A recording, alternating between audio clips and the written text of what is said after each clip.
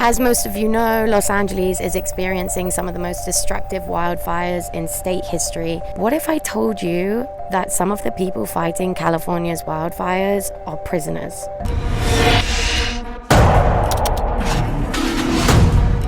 I'm on my way to Altadena, a community that was struck particularly bad by the Eaton fires, just to show you some of the damage that was done to the neighborhood. Then we're going to talk about the unsung heroes of the first responders, the incarcerated people fighting the fires.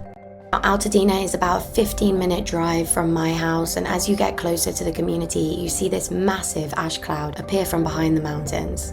I'm currently in Altadena, which is a neighborhood in Los Angeles that was hit particularly hard by the Eaton fire. As you can see behind me, a family home completely wiped out and turned to ash. Thousands of people have been displaced, billions in property damage. A lot of the shots that you'll see on regular media are of Malibu or the Pacific Palisades, but you'd be misled to think that it was only affluent communities that were damaged by these fires, as a lot of the residents here are not nearly as affluent as the residents of Malibu or the Pacific Palisades. It will take them a lot longer to get back on their feet and keep their head above water as the city tries to rebuild and get back to a level of normalcy. Currently, the fires are still raging and firefighters are working around the clock to put the fires out. Some of the firefighters that are out on the front lines are actually inmate crews. Prisoners of the California correction system also out there on the front lines. And almost 1,000 prison inmates are among them. The use of incarcerated people to fight fires in California dates back over 100 years, but it exploded in the 1940s when there was a shortage of firefighters during World War II. And it's a controversial practice, to say the least. Around the year, approximately 1,800 incarcerated people are housed in what's called fire camps up and down the state. Basically, they're minimum security facilities used to house and train incarcerated firefighters. Now, currently, incarcerated firefighters comprise 30% of California's firefighting force. You might think that 30% is not all that much, but California is extremely dependent on these incarcerated firefighters. In fact, when people have campaigned for sentencing reforms in California that would decrease the prison population in the state, they've faced pushback specifically because it would mean less incarcerated people to fight the state's fires. And their worry is not unfounded.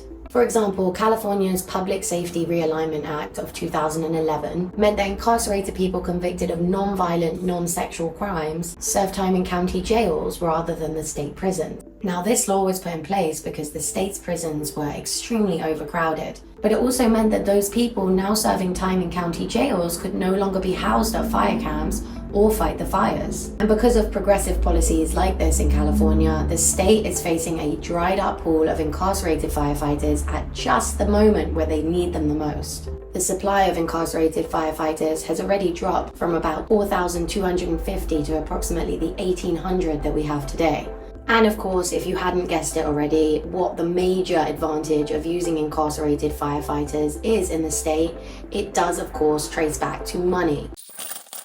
Yes, incarcerated firefighters are a hell of a lot cheaper than state firefighters. In fact, they only earn around $5 to $10 a day for fighting fires.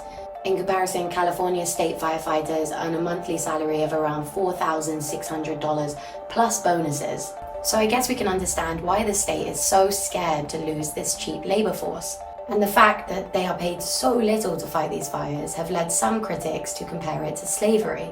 But as I'm sure you already know, prison labor in California is not limited to fighting fires. Around 40,000 incarcerated people in California work in factories up and down the state, producing goods and services for the state for extremely cheap. Their wages range from 30 cents to 95 cents an hour. And what they make ranges from office furniture to clothing and of course the famous license plates. 30 cents to 95 cents per hour. Surprisingly, that makes firefighting one of the best paid jobs in California's prisons. The program is also voluntary and, get this, extremely competitive. If you ask them why they want to join these fire squads so badly, a lot of them will tell you that they genuinely enjoy giving back to their communities. They'll also tell you that the conditions at the fire camps are a hell of a lot nicer than the conditions at California state prisons. Well, the main reason for me I want to be out here is because I also want to get back to my community, because even back then I used to hurt my community, and I just want to get back. I'm tired of destroying. I want to build something with my hands. Some say it's the most transformative experiences of their lives. There's a lot of benefits that come with it. You know, you get better food, You get visits in the park-like setting, dormitory living.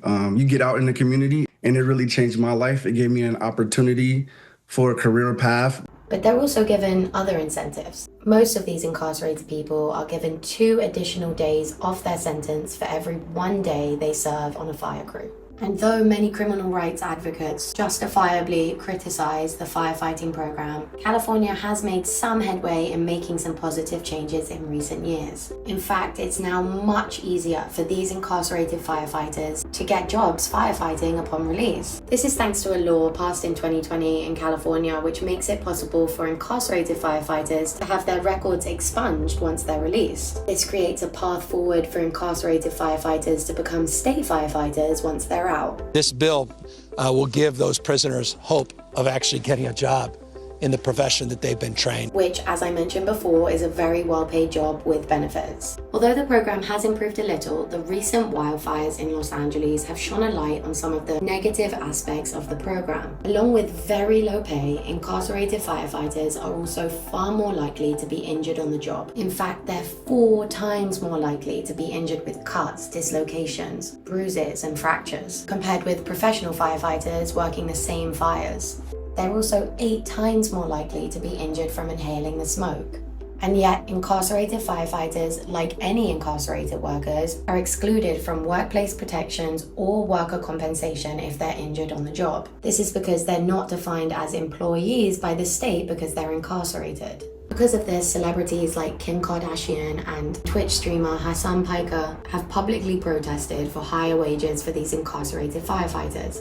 Kim Kardashian last weekend publicly protested their low wages, urging the governor of California to raise their daily wage. And some argue that because of the cheap labor source and the need for the state to fight ever more frequent fires in California, the state is incentivized to keep as many people behind bars as possible. They also say that if we can trust people to be housed in a minimum security fire camp and be out in the wilderness fighting fires, then we can probably trust them enough to be released from prison.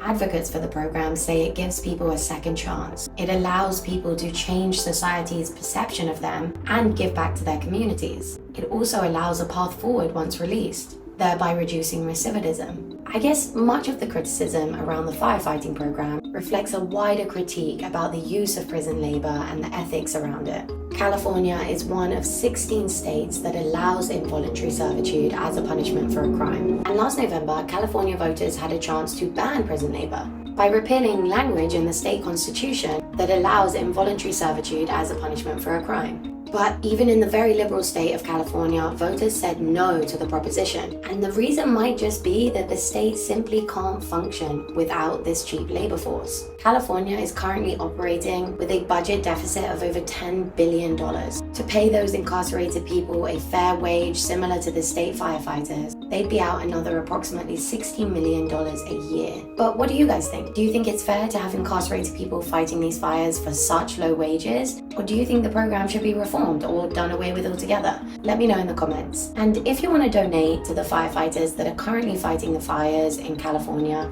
you can do so by going to the Anti-Recidivism Coalition. They've set up an amazing scholarship fund for these guys once they get out of prison to make sure they're set up for a path going forward.